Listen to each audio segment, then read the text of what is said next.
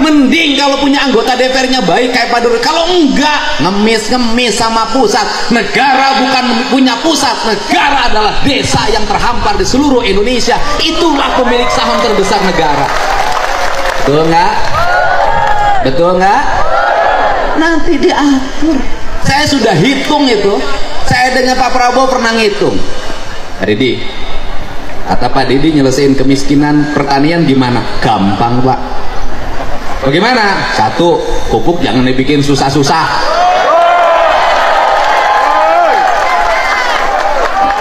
Ya jangan dibikin susah-susah. Bikin pupuk susah banget, aturannya banyak banget.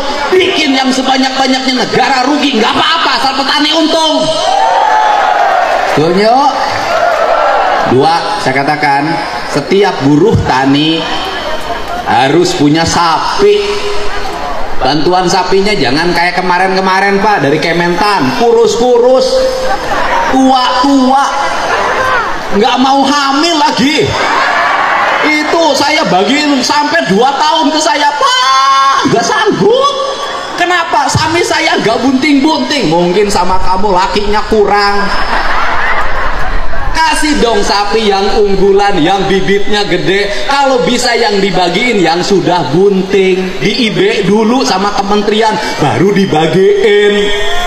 Betul nggak? Satu petani dengan sebagai buruh tani atau luasan di bawah 1/4 hektar, kasih 5 ekor.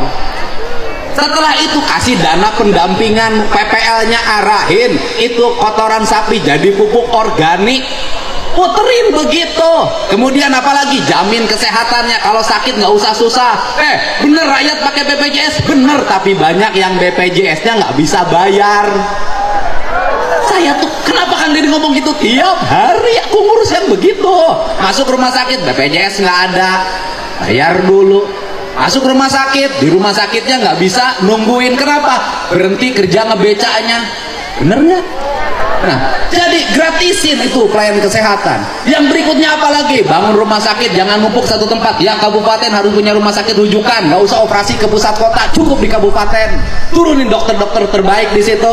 Kemudian siapkan subsidi untuk apa? Kalau orang sakit, keluarganya harus disubsidi. Kenapa Kang Deddy ngomong gitu? Suaminya sakit, bininya nungguin. Yang nyari duit siapa? Saya ngalamin, saya pernah punya kebijakan. Kalau keluarganya sakit, yang nungguinnya saya kasih uang saku 100.000 per hari. Bisa negara? Bisa. Bisa nggak? Bisa. Sekolah, bikin perguruan tinggi udah dirancang oleh Pak Prabowo kan, sekarang sudah ada politeknik di NTT. Nanti terus begitu. Nah, kemudian kalau itu dilakukan, kemiskinan selesai. Orang miskin karena sakit, rumah sakitnya mahal. Benar gak? Orang kaya penghasilan 20 juta kena cuci darah jadi miskin. Benar gak? Benar gak? Ini problem. Terus kemudian infrastrukturnya benerin yang berkualitas di desa-desa. Jangan jalan dibangun sekarang, besok sudah rusak lagi. Bangun irigasi yang bener, jangan bilang 60 cm, dibangunnya 30 cm, diakal-akalin. Ini benerin semua. Terus yang berikutnya, negara tegas, termasuk yang di bawah umur jangan pakai motor. Saya sampai ngurus begitu, saya jadi bupati ngurus begitu, bikin aturan tidak boleh pakai motor ke sekolah. Kenapa? Di bawah umur pakai motor merusak hidupnya. Dia tiap hari kerjanya main HP sama motor-motoran, ibunya sampai hitam legam di sawah begini, rusak generasi.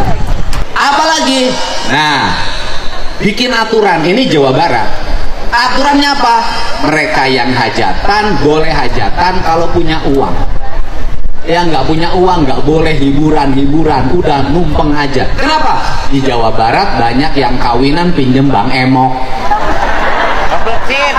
Beres Bang Emok, utang sampai pergi ke Arab. Ini negara ngatur, kepala desanya ngatur, semua ngatur seperti itu. Pusat dan daerahnya ngatur, rakyatnya dijamin, diatur tapi dijamin. Sekali lagi apa? Diatur tapi Jangan suka ngatur kalau tidak menjam. Begitu. Orang yang ngatur harus menjam. Ini tugas negara mengatur dan menjam. Tugas rakyat diatur dan mendapat jamin. Ya, ini saja apa yang saya sampaikan. Saya panjang dan pendek ngomongnya, pulangnya nggak akan ditransfer, ongkos sendiri. Alhamdulillah. Tepuk tangan ya buat Kanjeng.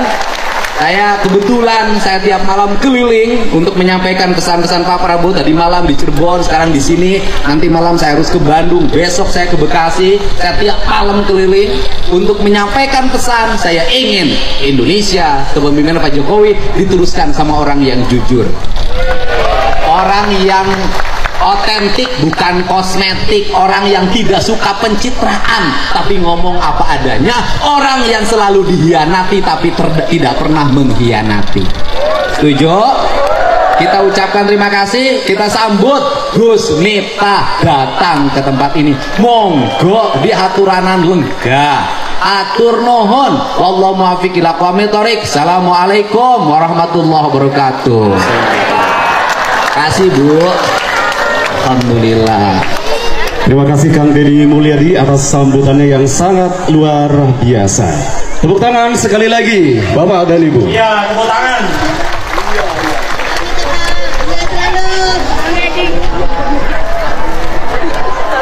Baik hadirin yang berbahagia, beberapa saat lagi kita akan memasuki acara inti, yaitu pengajian yang akan disampaikan oleh Gus Miftah, pengasuh Pondok Pesantren Ora Aji Yogyakarta. Dan beliau saat ini sudah tiba atau hadir di tempat acara. Kepada hadirin kami mohon untuk berdiri menyambut kehadiran Gus Miftah.